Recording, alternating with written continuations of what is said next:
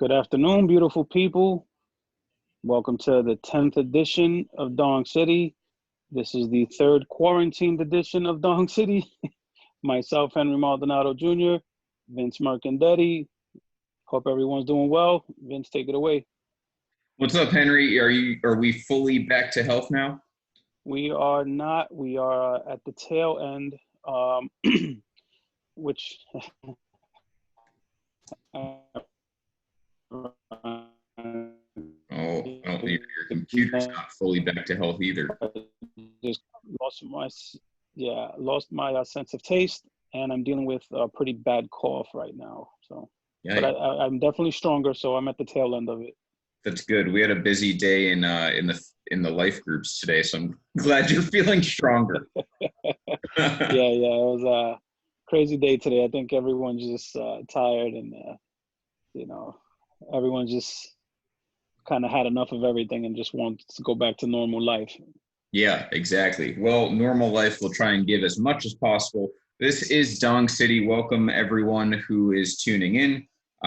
We have a show that is kind of the trend of Dong City, and that is we're going to talk about some things this time that MLB covered first, even though we covered it before that.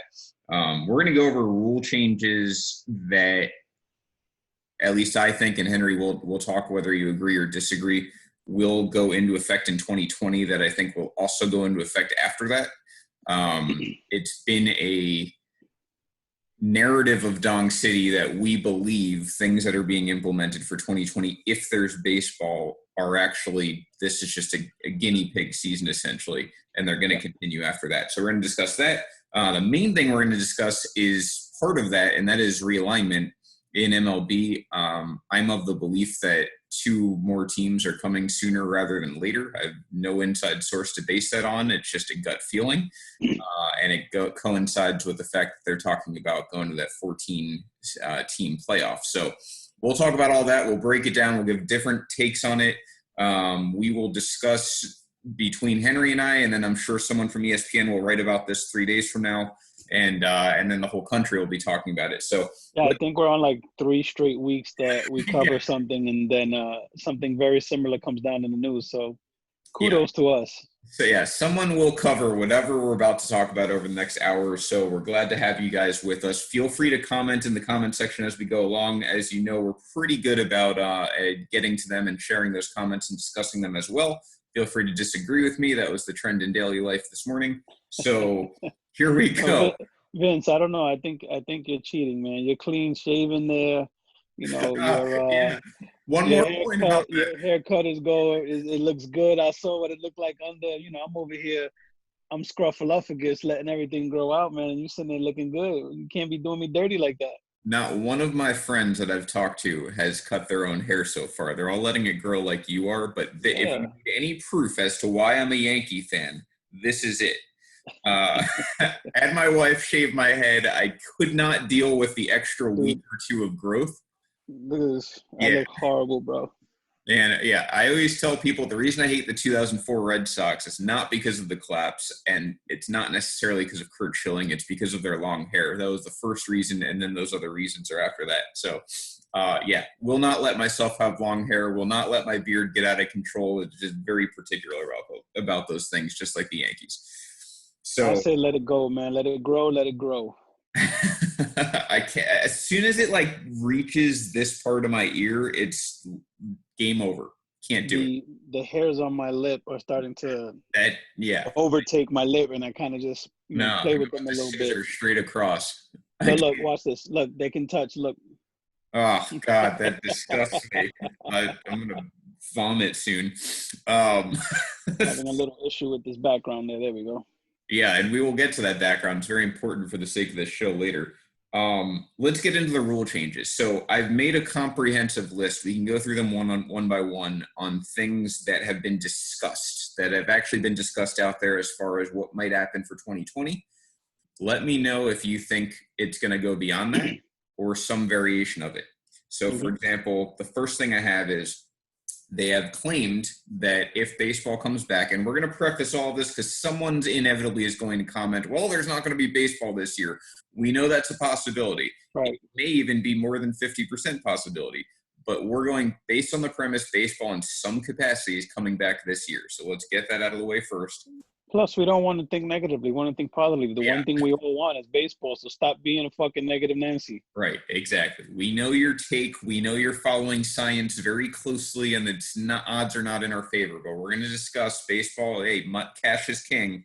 Would not rule out that they find some way to play somehow. So the first rule maybe some radical movement. I don't know.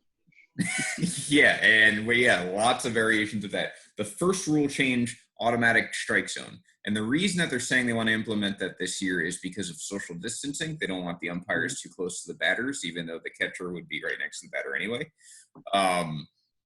Which tells me that that's probably more for experimental reasons. They want to test out an automatic strike zone. I personally think that will happen. I don't know if it'll happen in 2021, but I do think eventually in our lifetime and probably this decade, you're going to see the automatic strike zone. What do you think of that? Yeah, I think much sooner than the next decade. I'm thinking 5 years or less. This is a perfect opportunity to try it out. I know they talked about the minor leagues being kind of the guinea pigs for it, but this is the perfect excuse to social distancing, and you keep the same number of umpires, but the home plate umpire kind of just reads whatever machine or gauge, I guess some sort of wristwatch or tablet or something that'll be up somewhere. But I think, like you said before, this season is just a good experience, a good opportunity to experience with change. So we know baseball fans are the worst with change. Don't change my sport, and then most of the time they like to change. So. And that's a good point, too. That's the reason not all of these things are going to be implemented as soon as there's a full season of baseball, but they will be phased in, I think. And everything I have on this list, I think, is going to happen. You can tell me if you disagree, but it seems like we're both in agreement. Automatic strike zone, computerized strike zone, whatever you want to call it, robot umps, those are coming sooner rather than later. So here's the thing. With the robot umps, it's that thing that, don't touch my game unless you're affected. Once your team is affected, this horrible blown call. Any team that has had a bad call go against them, you remember that shit. You remember it for decades. Yeah. I remember the Niners and the Giants, that botched Ahmad Bradshaw, the fumble that wasn't. Mm-hmm. But, calls that go against you as a fan, you remember those because they stick with you, because it's that element that it was taken out of the player's hands. And so, everyone's always against it until it affects you negatively. And once it affects you, then, maybe you change your tune or two. Yeah, and just to take a shot back at you, I remember the Jeff Garcia Niners and the pass interference that should have been a replay of that field goal attempt. And the greatest comeback in the history of NFC Championship. That was right in the Giants' heyday of blowing just every playoff game possible before they got their But that was a hell of a game, period. Overall, it had a lot of back and forth and excitement. But let's save that for a football podcast. Yeah, but I mean, for sure. To your point, though, Twins fans, I'm sure that Joe Mauer fair ball they got swept in that game, but that game one changed the entire complexion of that series. It just countless examples. I personally, I don't see a downside to accuracy. It weirds me out when people are like, well, I like the human element. I'm like, that makes no sense. A rule is a rule. Like, why not get that as 100% accurate as possible? You think Steve Bartman is still remembered in Chicago? Yeah. Right. Yeah, even with the title. So, yeah, it is a bizarre thing that people hang on to, and they're like, well, the calls even out. I'm like, why not have them completely even out by being accurate? Make it right. Like, everyone complained about replay. Now, half the fans are screaming. If you're at a stadium and you don't feel, go to replay, challenge it. Now we're on the bandwagon of, all right, let's make sure that the challenges don't take forever now. But, for the most part, most people are on board with challenges. And if you remember, everyone hated it. Yeah, and the people who hate it for pace of play reasons. They don't hate it for the accuracy standard. Right, correct. So, which kind of ties into these other ones. So there's our second thing, and this one I think might actually happen by 2021, maybe 2022, universal DH. Now, the reason they're doing that this year is because the temporary realignment that we'll discuss, as we're teasing it behind you right now, it's going to cause NL and AL teams to mix theoretically. And if there ever is realignment, which we'll get into that too, like official realignment, it's probably going to have the same outcome. So you're going to need a universal DH this year if it happens, and if you use a grapefruit league standings. But we know this has been a major, major narrative in MLB for a while. It's a matter of time. It's better for the player union. It's better for baseball. It's better for the fan, whether they admit it or not. So it's coming, and I think this might be the first thing that gets implemented immediately. I think of all the potential rule changes, this is the one that gets my dong going. Yeah, This is the that one excites me. that gets me the most excited. This is the one that I think even the purest of baseball fans, the boomer crowd, the yelling at the cloud crowd, I think this is the one that will make the most immediate impact, and I think fans will love it. You may have a subset of fans who won't ever admit it, out loud, but they will love it. This is something that extends some great players' careers. It adds more offense to the game, which, no matter where you stand on the pace of play, people love offense. Offense puts asses in seats. Yeah. You know, they don't come to see a quick game. They want to see home runs. They want to see scoring. They want to see shit that gets them going. In So contact. universal DH would be the one that, tickles my fancy. Yeah, and contact. I mean, pitchers strike out way too much. I know you've got sluggers like Stanton or Judge, for example, who strike out a lot, but they also complement that with 900 OPSs. So it's Anybody listening, if they can get the strikeout rate for pitchers last year, that would be great. I know the batting average was like 170, maybe even lower. yeah, It's just it's ridiculous. And I pathetic. think Madison Bumgarner is probably responsible for most of that. Yeah, But and I'm sorry, but walking your catcher in the NL, who's probably hitting 212 to get to the pitcher, is not valid strategy to me. Like the strategy to me is facing David Ortiz. It's not walking a guy or double switching like that. right, Small potatoes. The bigger strategy is a guy in the batter's box who can change the outcome of the game realistically. exactly. So Not to mention you won't carry that, that light hitting, you know, infielder that can play all positions, but is barely a hit. So now you're going to carry not just the DH, but your extra player is going to probably be someone who can hit more. yeah, So it's not just the DH himself; it's what the universal DH brings to the bottom of a lineup. It just extends the lineup so much. yeah. I mean, How much would Met fans love if Cespedes could only DH? How much more does his value go up? How much more is he tolerable on being on a team if he just has the DH and you don't have to worry about him running around and pulling something? yeah. And the trade-off is you'd rather see Jacob DeGrom risk injury batting. Like I don't Uh, understand it. uh, So there's plenty of guys that have teams. Imagine what Jose Martinez's career would be if he could be on an NL team with a DH. That's a yeah, guy that can hit, and there's no space for him where he was, yeah, and he's not that great of a defender. yeah. But now you say, hey, go hit, and now he's more valuable. And now he's on the Rays. He'll hit 380 against the Yankees, and that's how Ridiculous. it'll go. Yeah, yeah. Jose So, Martinez is going to smoke the AL East. oh yeah, for sure. Number three. Yeah, Randy brings up a good point I just just saw it. Yeah, Bartol exactly. Like that's the shit they hang on to is like one or Right. two moments throughout the year, like Bumgarner homering off Kershaw was the big one too. One or two things happens a year, and they're like, "See, this is what it's like the intentional walk." How many times did we see an errant pitch out? Like maybe once a season, but people were like, "Don't get rid of the Exactly. intentional walk because we might see that." It's ridiculous. Yeah. So anyway, our our next one is inherently it's a shortened season, which that is a guarantee. Yeah. I think there's no chance we'll have a 162 game season.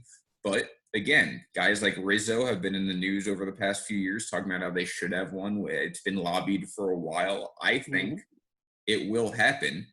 I don't think it'll be an extreme like 90 game season like we may see this year. But if you wanted to talk me back down to 154 or 140, I could see that because guys are getting benched more often anyway. Yeah, I think 147 to 154 is kind of the target there. Yeah, It also brings the playoffs back a little bit. We don't have these November games, which is just absurd. If you yeah. have a You cold end weather before team, make it. Halloween, and if you go far enough, I know you'll like this. Say you went to 145, right? You're essentially cutting out 2 to 3 weeks of the season. Hmm. you can have that World Baseball Classic every year Every and year, fit it into the calendar. every year, every year. You know how I feel about it. I love it. And these guys aren't playing extra games. That's essentially their replacement for spring training, if you will, or addition to spring training. Maybe it's a little more intense than spring training, so they're ramping into the season. They'll be in mid-season form by opening day. So Going back to the WBC point, I don't think we'll ever see it every year the way I want. That's just me being greedy for that style of baseball. But I think something like every 2 years is more realistic. I think every year the WBC has played, it's been a huge hit. Get more viewers, merchandise sales, fans love it. You get to see players that you may not have known much about. You get to see the way players gel with their countrymen. It's fantastic. So I think maybe every 2 years, is a good mark for that. I agree. I think 2 years is the sweet spot. Even if it's not World Baseball Classic related, though, that's just my personal idea. It still gives you plenty of options. You can end the Yeah. season in mid-October. You can end the season third week of October. You can start the season. This is something not a lot of people talk about. As global warming and climate change changes, you can start the season later in April and try and avoid those first few weeks. That's a lot of rain and snow and things like that. So Yeah, but it just that gives would you that more. would if you did that, that would assume global warming and climate change is actually real.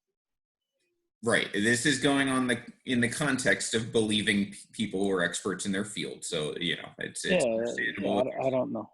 if there's part of the population that doesn't agree with it. It's a Um, hoax. so our next one, and we'll expand upon this much more in a later segment, is realignment itself. Now, Yeah. what they're talking about is because of areas of the country that may not open as quickly as others. Like I know as of today on the West Coast, their local government's already talking about phasing in May. Hmm. I don't think New York City, probably not sections of Florida, are going to be in that position. So not everyone's going to have their home stadiums available at the same time. Now, if you're going to have an MLB season, they are talking about realigning the standings to match what's available. One of the ideas thrown out there this past week was going by Cactus League standings, which got every single Yankee fan wet in any capacity of the word, because that puts us in a division with just a bunch of freak shows. So I'm totally in support of that specifically.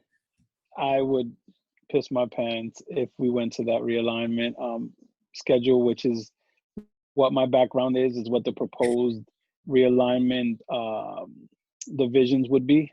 I think your shoulders are blocking the Yankees specifically right Yeah, here. you can't see it that much, but It's it's Pirates, it's pretty radical. Tigers, I think Blue Jays, Yankees, and And Phillies, Phillies.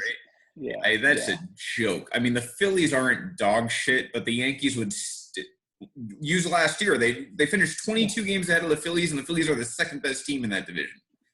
I think it would be fans would cry that there's a conspiracy of sorts, It'd be or great. It'd be so great but because it's already a shortened season. You already allow the Yankees to get healthy because they're already on their track to become super injured by opening day. And then on top of it, you're like, here's a gift division you'll wrap up after 2 months.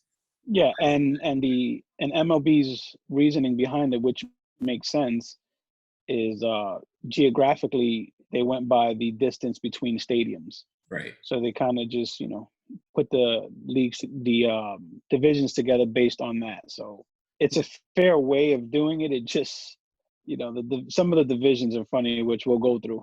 Yeah. It happens to highly benefit the Yankees of the contenders, I would say, probably benefits them the most. And just looking, your West, like Dodgers, Reds, White Sox, Indians, Angels, that's fair.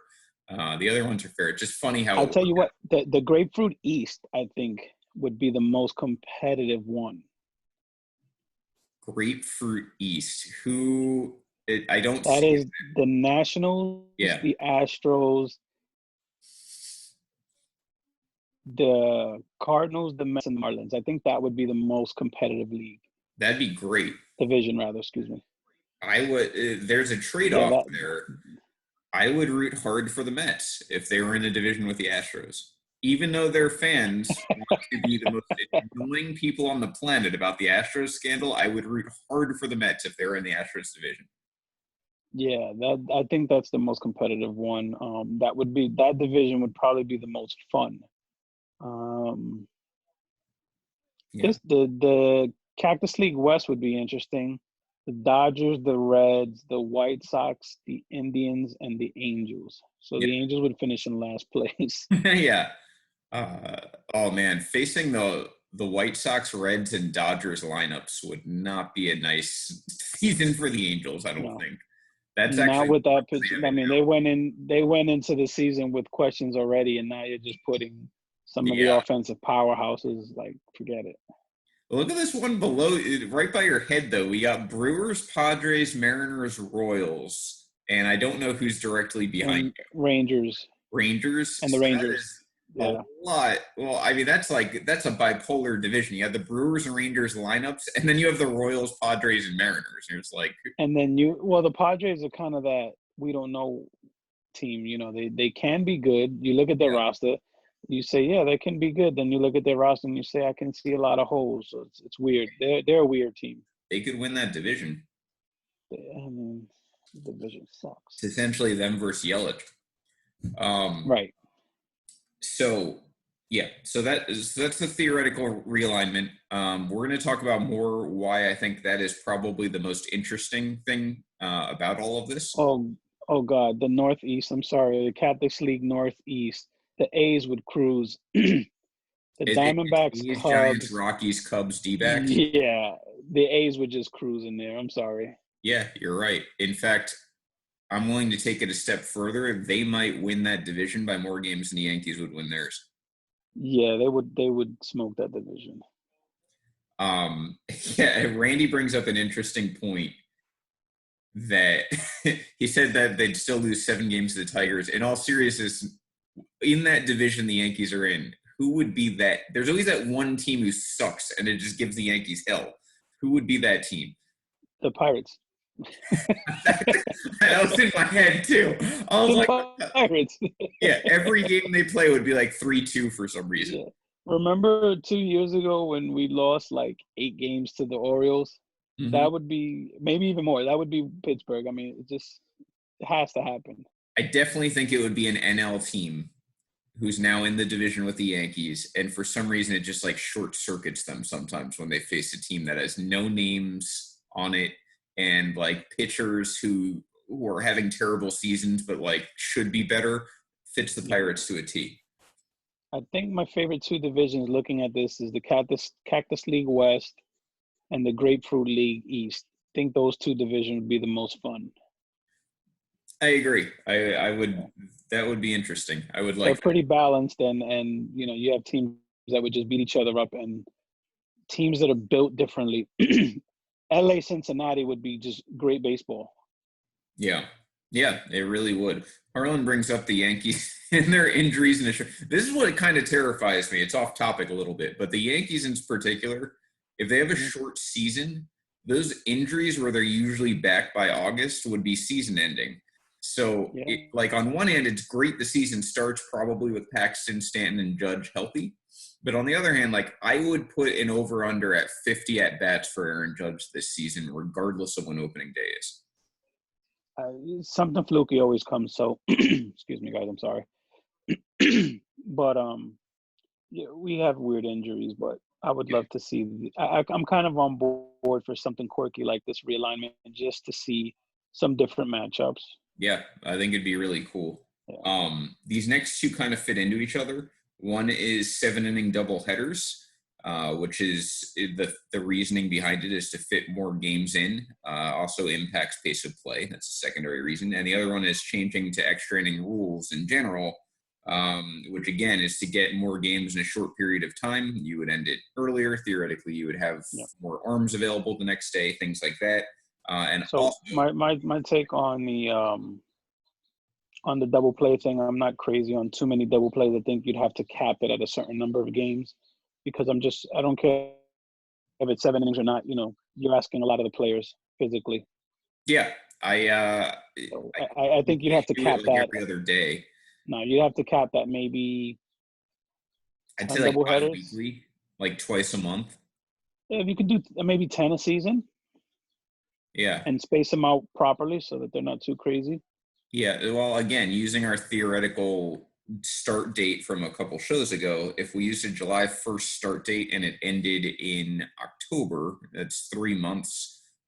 Yes, that'd be like three double Yeah. headers a month, 3 to 4 double I headers. think 10 would be the magic number of double headers that you're not asking the players too much, but you're also keeping, their health in mind. So Yeah, that's fair. as far So, as extra innings, I got a lot of flack for this in the group, purposely.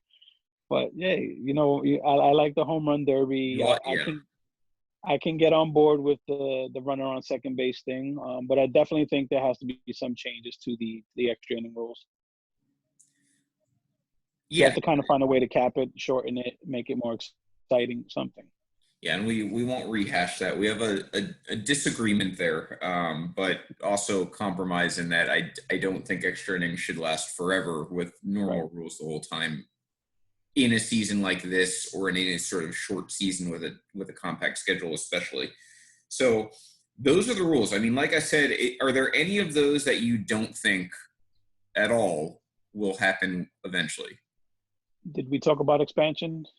No. So we're going to we mentioned realignment. We haven't talked about expansion, but of those rules we just discussed, is there anything you think won't happen in baseball in Um, like 5 years? I don't think they're going to make any drastic changes to extra innings for this year. I think they will. I can't possibly see baseball going to 7 innings long term. Yeah. Can't do it. Um, What about for double headers? um, it's pretty radical. I mean, I think Minor league does it now. you can make the justification. Have they started it though, or they just proposed it? No, minor league's been 7 inning double headers, not not regular. Just the double headers. Yeah, it's been like that for a while. I mean, I can get behind it. I'm not crazy about it, but I understand why. Yeah. Um, then you have to ask yourself, well, what kind of double headers are we talking? Because if you want to throw bones to fans, you're going to have a traditional double header. You Yeah. if you're asking fans to pay two ticket prices in a shortened season when they're already pissed off because they can't get some of their tickets back and refunded, you got to have a good old fashioned one admission double header. Yeah, that's a good point. I didn't think about the ticket distribution and price charging for Right. that type of thing, but it would be interesting.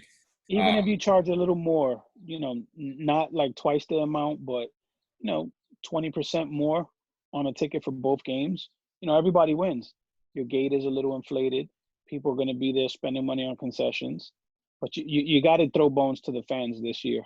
You Yeah, have to. for sure. And one of those bones, by the way, Felipe, is not 5 a.m. baseball games. That's what he's suggesting. So No, no, God no. terrible idea.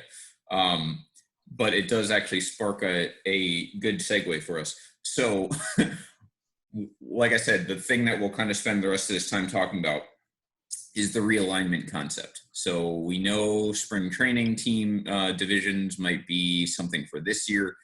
I believe two things about realignment. One is that MLB is going to go to 32 teams, probably in the next 2, 3, 4 years, somewhere in that time frame. And the reason I think that is A, they have revenues of over 10 billion a year, but B, they're talking about expanding the playoffs. And the reason you expand the playoffs, besides the fact it, again, makes a little bit more money, is because if you go to 14 playoff teams, you can go to 32 teams total and it stays proportionate. So Yeah. my theory is that they're going to expand to 32 teams. I have chosen the two locations I think that are going to happen, but I'm curious what your thoughts are first, and then we can kind of play around with that.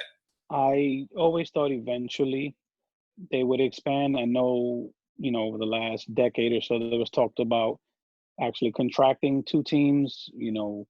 Oakland was in that mess. Tampa Bay was in that mess. Minnesota was in that mess. Two of those three teams are about. One got a stadium. Oakland's about to get a stadium, Yeah, they're pretty much set. and Tampa Bay. I feel like we've been talking about their stadium issues for over a decade. Yep. Um, Still 7 years so at least, I think. yeah, I always thought Tampa Bay would get axed or moved, No matter how good their franchise is run. I mean, baseball in Tampa Bay just doesn't work, period.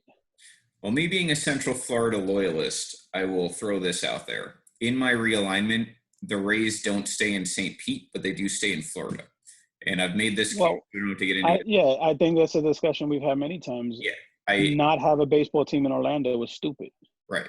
So whether you want to say Orlando, whether you want to say downtown Tampa, whatever, I'm keeping the Rays where they are, not Montreal, which I think Montreal to me is the boogeyman of MLB, like London is in the NFL. There's no teams going back there permanently. It's just a ruse to try and get leverage over cities. That's my. It already failed. It doesn't make sense. Yeah, I'm not too crazy about 32 teams. I think this year, whether it's missing the season or having an extremely shortened season, puts a dent in the finances. Yeah. Well, like I said, I So don't think it's coming for a few years, yeah, but I do think it's coming in a few years. selfishly, where I would want one of those two teams to be. You want the Puerto Rico angle.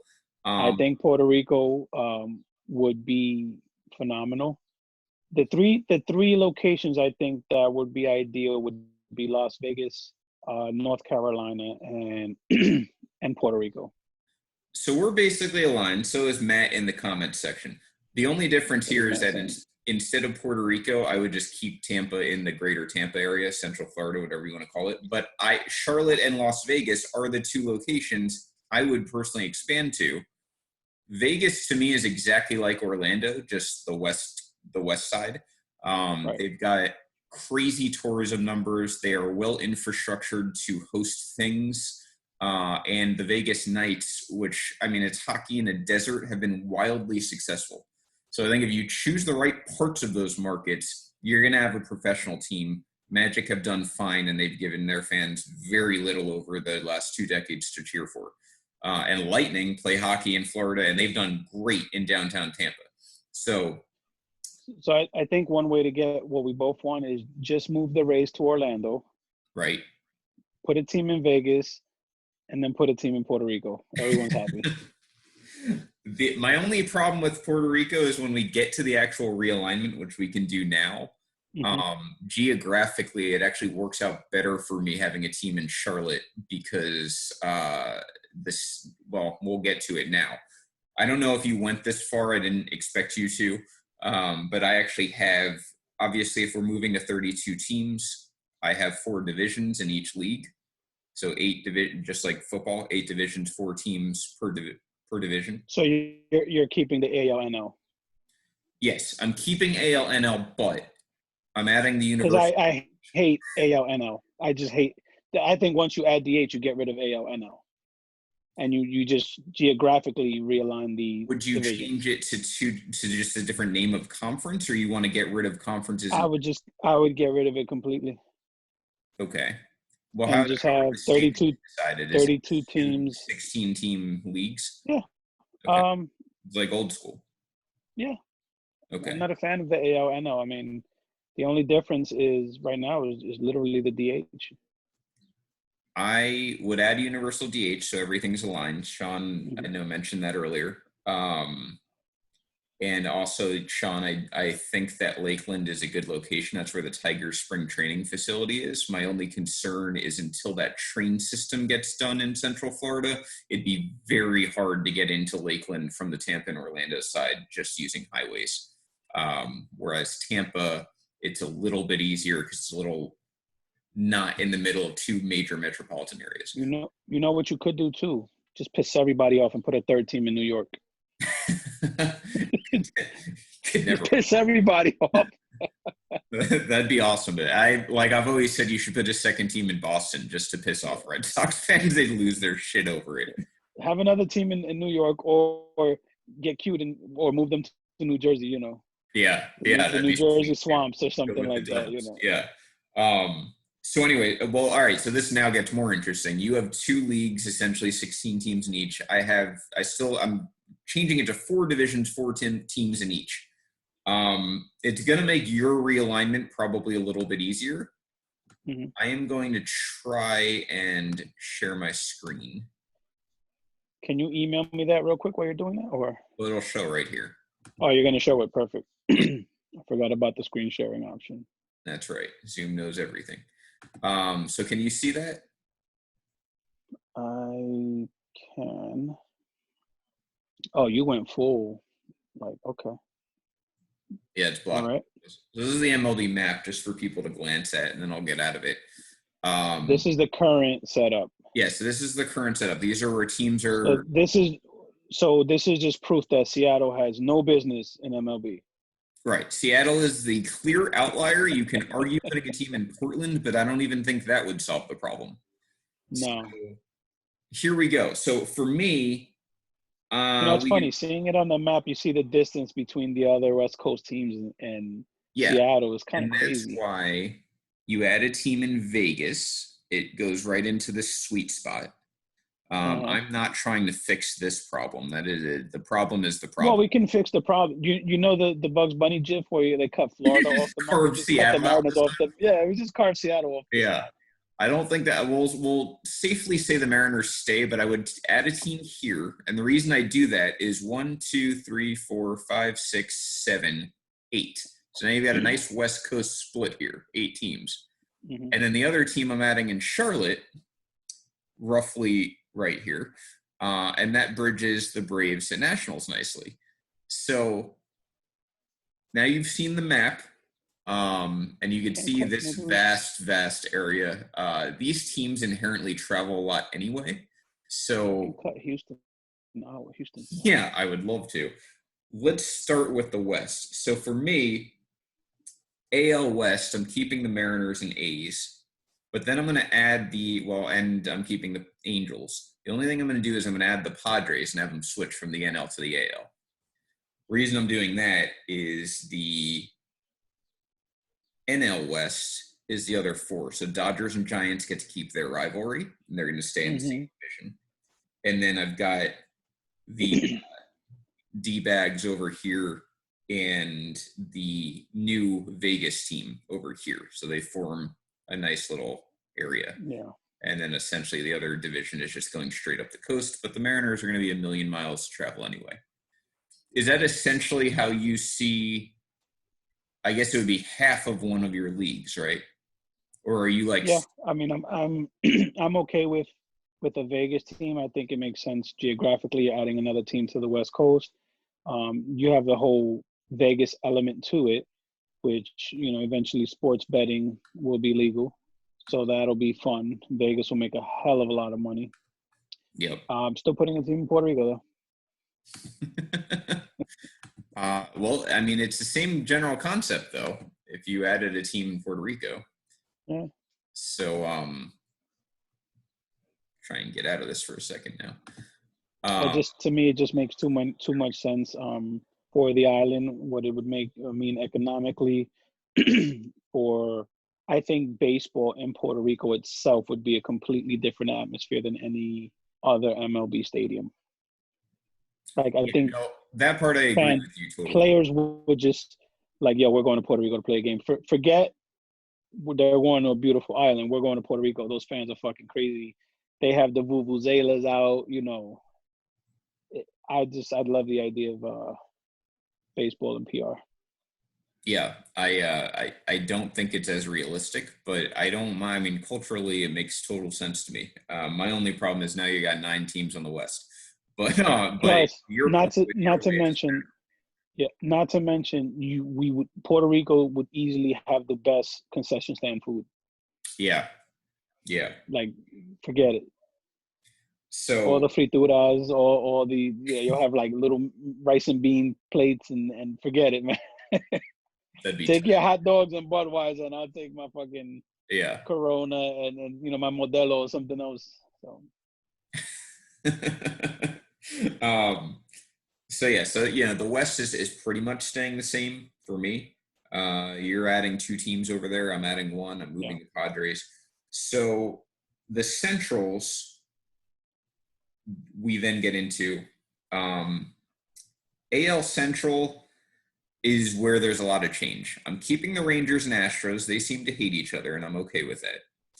And also, if you had looked at the map, like Texas is not really the West Coast anyway, so I'm fine No. with it being in the Central. Um, and then I'm going to add the Rockies and Royals, and that was really just a logistical job to kind of grasp that center area. And the NL Central, I am going to, and again, going back to that, only the Rockies are changing from NL to AL. So now we've got Padres and Rockies from the AL. NL Central, I've got Cubs, Cardinals, Brewers, and Reds. So nothing has changed there. The only thing I'm doing is taking away the Pirates, who deserve to be taken away anyway. And I'm sure that's not going to bother any NL Central fans. Actually, it'll bother all NL Central fans who don't get to beat up on the Pirates. But that division stays the same. Here's where my big changes. I have to add a division, right? So I'm adding the North, AL North and NL North. AL North, Twins, White Sox, Indians, Tigers. So again, I've done very little. All I've done is remove the Royals. And the NL North, this is Nationals, Mets, and Phillies stay the same. So all of those inter-rivalries are fine. And then I'm adding the Pirates there, which isn't really that far of travel. And they now have a rivalry. What are you doing with Atlanta? Phillies. What's that? What are you doing with Atlanta?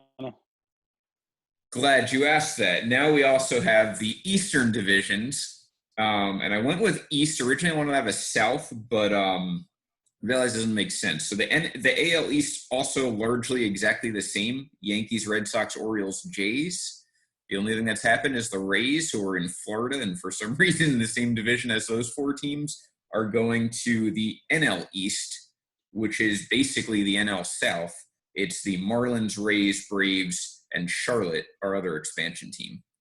So, see, if you got rid of AL/NL, then you can really have some fun, because then you could have Yankees, Mets, Philly, Washington, Baltimore in the same division. And then the Met fans and Yankee fans could have a real reason to hate each other. I almost don't. So here's the thing. These were my findings based on this, because that is an interesting point, and then it's one that I considered. Basically, to summarize, the Rays and the two expansion teams in my book, Charlotte and Vegas, all join the NL. Mm-hmm. The Rockies and Padres move from the NL to the AL. Obviously, we increased two teams. There's 32. This alignment keeps the Yankees and Red Sox together, the Rangers and Astros, Cubs, Cardinals, Dodgers, Giants, Twins, Indians, Nationals, Mets, Phillies, Nationals, whatever word you want there. They all stay intact. And it combines natural rivalries of the Rays and Marlins, Braves and Charlotte, which I think would just form a rivalry being, there. Angels, Padres, I think is a natural, I don't understand why that's not a rivalry. And then Diamondbacks in Vegas, I also have a theory, would just become a rivalry being in basically deserts. In the desert, yeah. Yeah. So, but you bring up an interesting I like most of that, but I would get, because again, there'd be no purpose for two separate leagues. But then we'll go with your theory. I'm not married to the idea of divisions. I kind of think the more you. No, I like divisions. I don't mind divisions. I just say get rid of the two leagues. You have, the divisions, and you have them based on logistics, geographics, where you have, let's say a division: Yankees, Mets, Philly, Washington, and Baltimore. It wouldn't kill them on the travel. Everyone is there. You keep Boston there too. You keep some of the natural rivalries. You create new rivalries. Washington and Baltimore hate each other's guts organizationally, so yeah, let them play each other.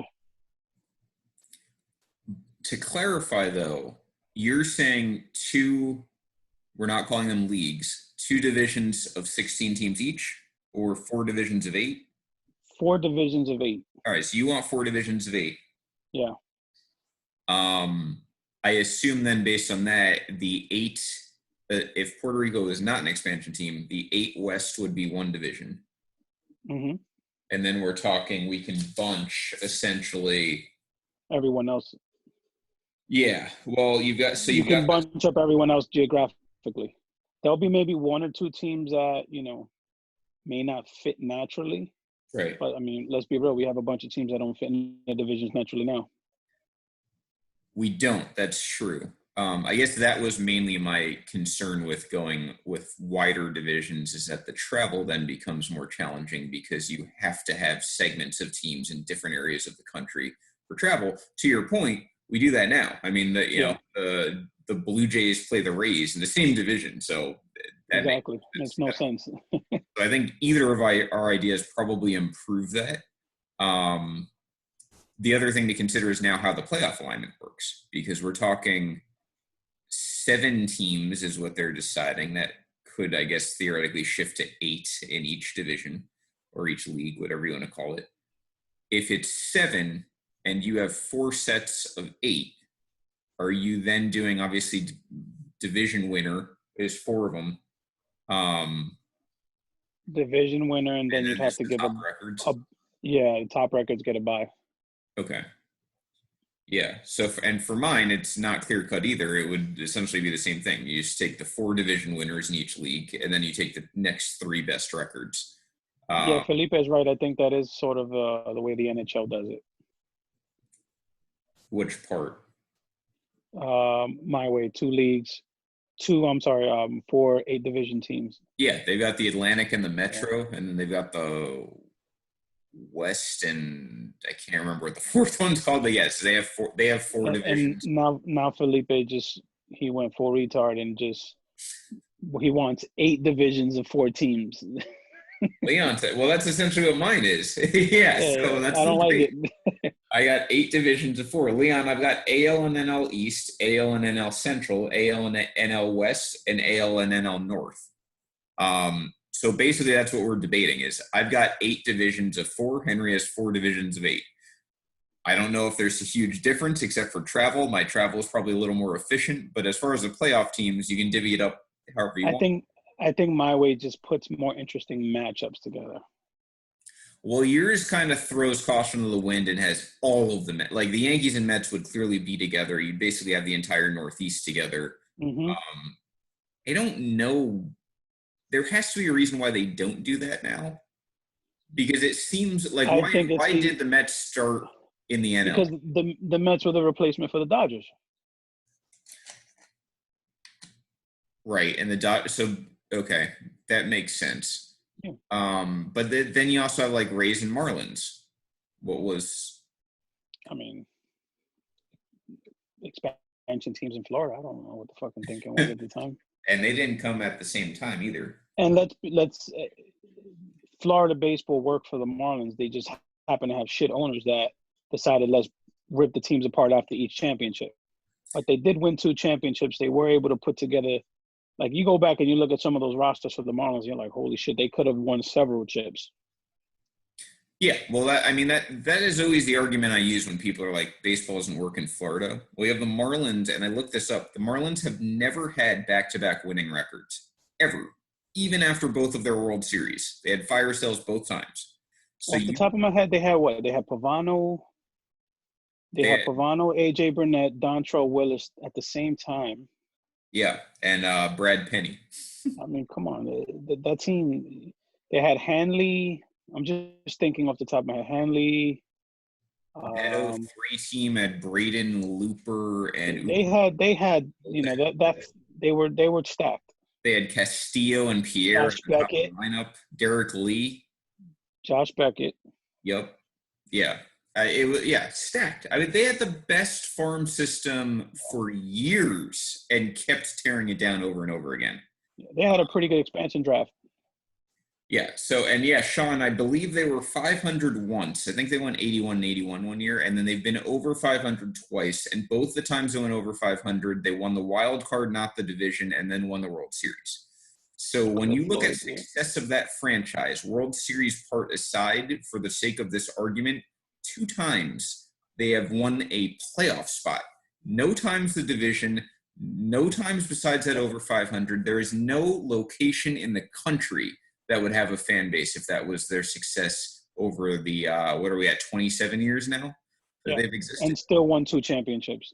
Yeah, and they won 2 titles, so they're still way better run, even being run terribly in that regard. They're Right. still way better run than a lot of other teams. Now the Rays, like I said, I think that is more of a locational issue. And I've talked about that many times. And you've got other major markets in that part of Florida that would be more beneficial. So I don't have a problem with Florida baseball. I don't think that's the issue, but I do think It's where it goes. Yeah. yeah, I think the Rays and Marlins have two different issues, and that's hard for people who don't live in the state to understand. But So I've always said you have your tourists going to Orlando. Tourists will go see baseball games. yeah, As baseball fans, we go to other places. You have corporate buildings and corporations who have their corporate headquarters in Orlando. That'll be a hot ticket. They'll sell season tickets. Orlando would be a good baseball location. and they wouldn't have to move any of their operations. The minor league teams, all of that would stay Yeah, exactly the same. everything's there. You offer a fucking a pass to Disney, and here you can go to Universal and catch a game at the same time. Yeah, I mean, imagine the Orlando City entertainment pass. You go to a Dreamers game or whatever the hell they're going to call them. You can go to Orlando Solar Bears. You can go Call to them the Dreamers. Orlando City Soccer. I was about to get political with the Dreamers comment. You can go to Disney. You can go to Universal. You can go to SeaWorld. Yep. All of that can be in one pass for $800, whatever the hell you're going to charge.